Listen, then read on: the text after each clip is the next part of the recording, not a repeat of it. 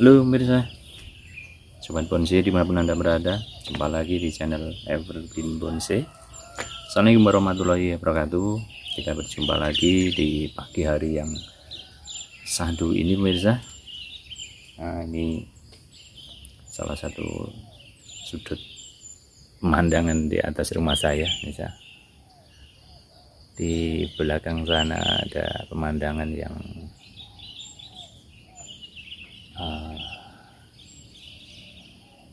sangat menarik pemirsa, nuansa pegunungan yang berkabut, dan ini cuacanya mendung pemirsa, karena dari kemarin diguyur hujan sampai tadi malam pemirsa.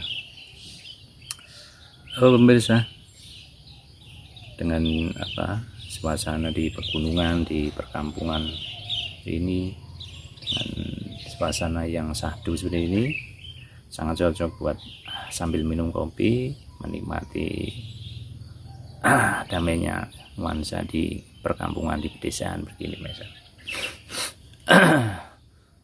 Sobat bonsai, anda berada, ini adalah tempat lahir saya di sini juga, di Kampung Semak ini, Kampung Semak, Desa Karangmojo, Kecamatan Weru, Kabupaten Sukoharjo, Jawa Tengah pemirsa. Salah satu tempat yang takkan mungkin saya bisa lupakan, karena ini adalah tempat lahir saya di sini, tanah kelahiran saya di sini. Walaupun berada di pelosok, di pegunungan, di pedesaan yang mungkin baru beberapa orang yang tahu kalau di sini masih ada perkampungan seperti ini. Saya bangga dengan tempat lahir saya yang walaupun di pelosok, di pinggiran seperti ini, dengan nuansa yang damai, jauh dari bising kota, jauh dari hiruk pikuk keramaian kota, dan ini nuansa yang sangat cocok untuk menikmati indahnya anugerah ilahi yang diberikan kepada kita. Apapun yang telah beliau berikan kepada kita, kita harus mensyukurinya. Dan di tempat yang seperti ini saya sangat begitu menikmati, walaupun di kampung, di pelosok, saya sangat menikmati. Dan cita-cita dari kecil dulu saya ingin tetap tinggal di kampung halaman ini, di tanah lahir saya ini. Entah dulu tidak tahu harus punya cita-cita mau bekerja apa, dan dari hobi, yaitu di bonsai,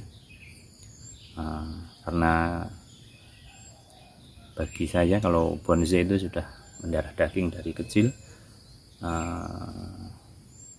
Jadi saya suka hobi bonsai itu sudah dari kecil, sejak masih SD pemirsa.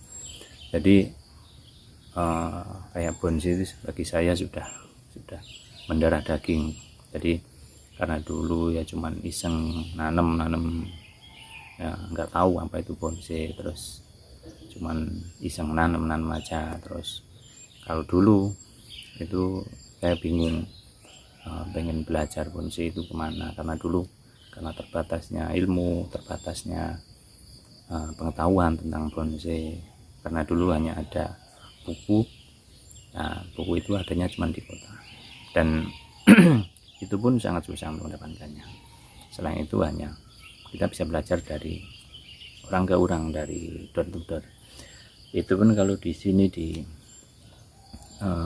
Kecamatan Weru itu dulu hanya 1 atau 2 orang yang mungkin hobi bonsai. Jadi sangat susah sekali untuk menemukan teman-teman di yang sama-sama sehobi. Dan seiring berjalannya waktu, setelah saya mengembangkan bonsai, tetap bertahan di bonsai dari hobi itu, sekarang mau nggak mau hobi itu saya jadikan sebuah pekerjaan bagi saya gitu ya, dengan berbagai halangan, rintangan, dan terbatasnya apa ya, kemampuan, terbatasnya keadaan, saya tetap mencoba bertahan dan tetap bertahan di bonsai dan berkarya di bonsai. Dan dari sering berjalannya waktu, dari bonsai sangat banyak memberikan pengalaman bagi saya, memberikan pelajaran bagi saya, apa itu bonsai, apa itu filosofi bonsai itu. Jadi tidak hanya sekedar hobi, tidak hanya sekedar pelarian untuk bermain atau apa, tapi banyak sekali memberikan pelajaran tentang kehidupan, tentang bagaimana harus mengenal orang. Nah, itu yang saya ambil dari filosofi bonsai itu, bagaimana harus melakukan seseorang, memperhatikan seseorang, bagaimana harus mensikapi seseorang lah. Itu salah satu filosofi yang saya ambil dari bonsai, karena di dalam bonsai itu juga sebetulnya banyak sekali ilmu yang kita dapat, yang bisa kita terapkan dalam kehidupan kita sehari-hari. Makanya saya suka terjun di bonsai itu karena itu sudah mendarah daging dari kecil saya. Kemudian dua adalah hobi yang sangat yang menenteramkan hati, sangat menyenangkan, dan tidak seperti mungkin hobi-hobi yang lain. Jadi kalau bonsai mungkin jauh untuk sebuah keindahan, jadi penuh dengan kedamaian, ketentraman, keindahan, nah seperti itu.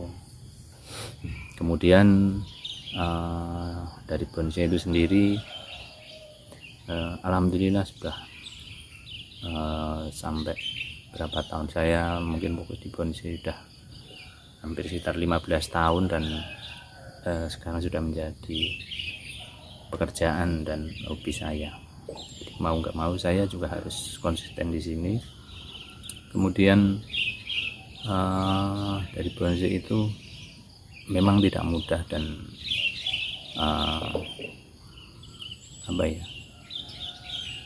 banyak sekali tantangan, karena bagi saya banyak sekali karena keterbatasan, dan ya keterbatasan untuk belajar, keterbatasan ilmu, keterbatasan modal. Itu dari situ saya belajar, dari keterbatasan itu mencoba untuk tetap berkarya di bonsai. Alhamdulillah nyampe sekarang saya juga hidup juga dari bonsai. Mungkin dulu sempat ada rasa pesimis atau ragu, apakah mampu sebuah bonsai itu menjadi sumber pencarian pekerjaan bagi seseorang itu.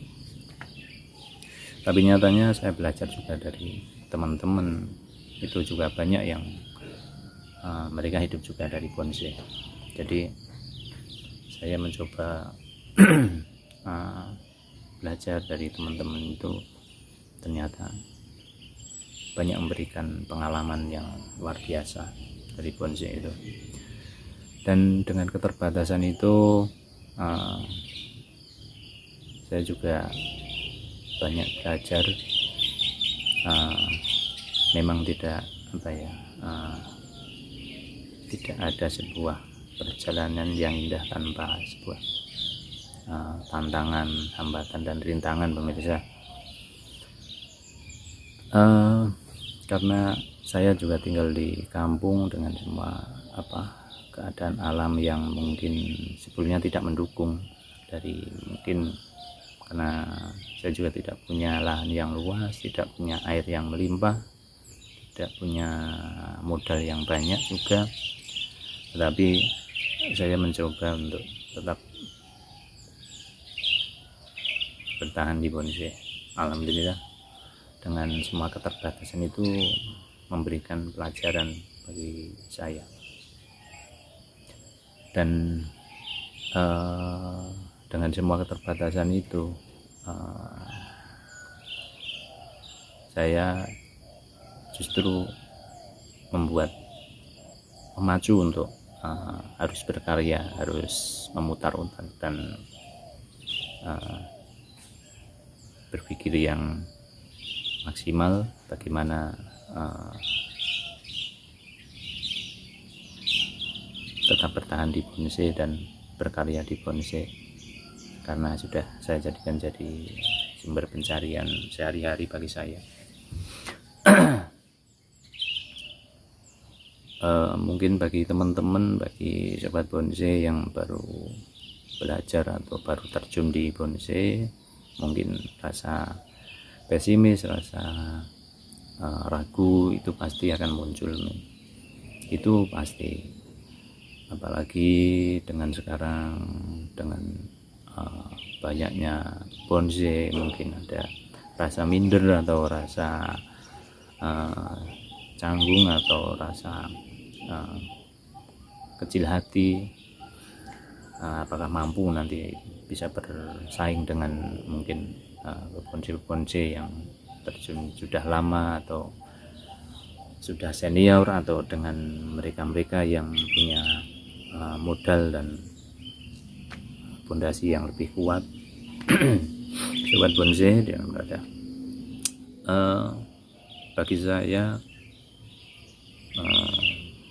memang semua harus disesuaikan dalam arti, jika kita mau terjun di bonsai, memang harus kita tahu menyesuaikan diri dengan keadaan kita, kemampuan kita, dan di mana kita tinggal. Nah, itu hubungannya dengan nanti dengan untuk perkembangan bonsai itu sendiri. Jadi seberapa kemampuan kita, ilmu yang kita dapat, ilmu yang kita akan terapkan, kemudian berapa modal kita yang akan kita terjunkan untuk di bonsai itu, seberapa luas lahan kita, seberapa materi-materi pendukung lainnya seperti kesediaan air, layan yang subur atau tidak. Lah itu kita harus memperhatikan, karena dalam budidaya bonsai, apalagi jika Anda ingin, sobat bonsai ingin terjun di bonsai itu sebagai untuk budidaya atau mungkin programmer, atau yang intinya bonsai itu untuk arahnya ke marketing, itu tidak sekedar untuk hobi saja. Jadi memang harus benar-benar kita pikirkan dari awal itu langkah-langkah yang tepat. Karena dulu saya juga mengalami kegagalan itu tidak hanya sekali dua kali, karena tidak mengukur diri dengan kemampuan, dengan kapasitas saya, dengan keadaan yang ada itu. Jadi saya mengalami kegagalan itu karena kita kurangnya mengukur diri, mengadaptasi dengan apa yang akan kita budidaya, apa yang kita tanam dengan keadaan kita. Dan sobat bonsai, sedikit saran saya, jika kita mau terjun di bonsai memang harus, karena bonsai tidak lepas dari satu, modal, kemudian dua, modal itu dari memang semua intinya di modal. Jadi satu, kemampuan diri, dua adalah modal mungkin mungkin materi seperti mungkin keuangan atau dan yang lainnya adalah lahan, kemudian air.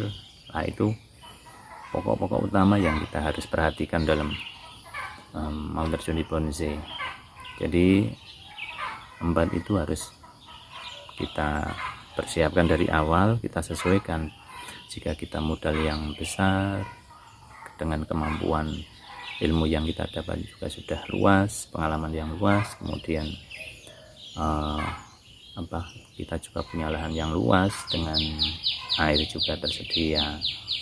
Nah, itu mungkin tidak akan menjadi sebuah kendala bagi Anda yang ingin terjun di bonsai. Tetapi bagi teman-teman yang mungkin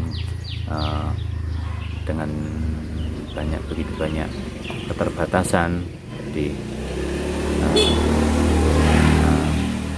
mungkin perlu adaptasi dan mengukur diri, kalau bisa, yaitu jika kita nggak punya lahan yang luas, tidak punya modal yang banyak, dan air tidak tersedia seperti di tempat saya seperti ini. Saya dulu juga tidak punya modal yang luas, tidak punya lahan yang luas, dan dengan semua keterbatasan lah. Nah, itu kita harus memang benar-benar memutar otak. Jadi kita harus sesuaikan. Jika kita lahan kita cuma sempit, ya itu kita harus kreatif. Apa yang kita akan tekuni itu ya menanam dengan bonsai dengan ukuran, tentunya tidak bonsai yang dengan ukuran besar-besar lah itu. Dan kemudian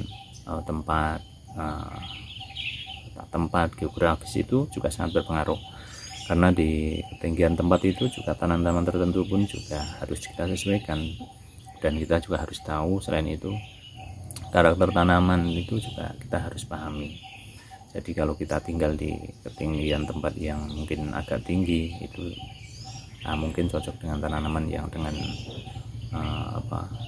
suhu yang rendah, dan sebaliknya kalau kita tinggal di dataran rendah dengan suhu yang lebih panas, itu kita harus menanam jenis-jenis yang cocok dengan panas full dan suhu yang panas.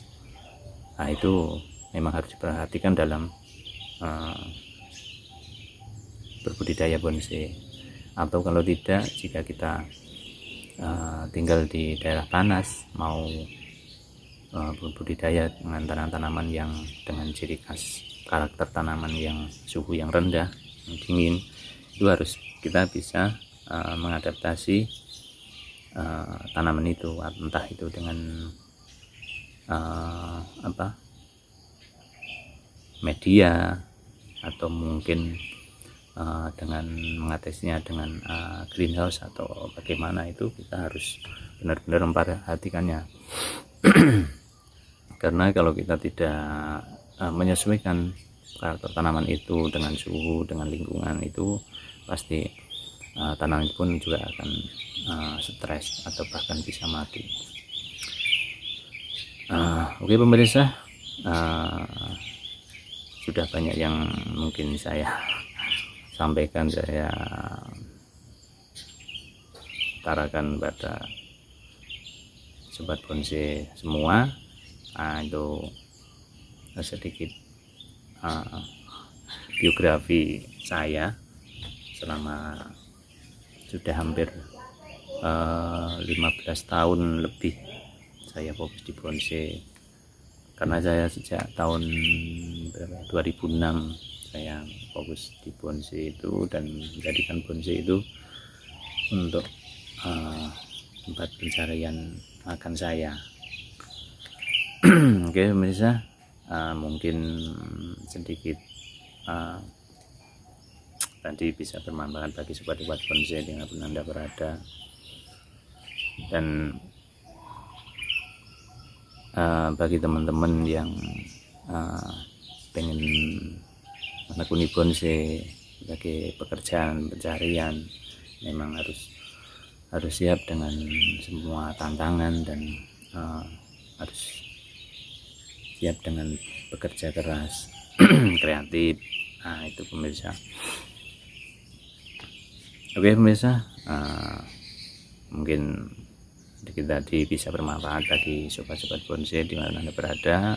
Mohon maaf apabila ada salah kata yang tidak berkenan bagi sobat-sobat bonsai. Semoga bermanfaat bagi teman-teman semua dan bisa memotivasi teman-teman semua dalam berbonsai, berkarya. Oke pemirsa, mungkin cukup sampai di sini dulu. Kita berjumpa lagi di video-video selanjutnya. Tetap berkarya, salam satu hobi, salam dari petani desa pinggiran pemirsa. Oke, assalamualaikum warahmatullahi wabarakatuh.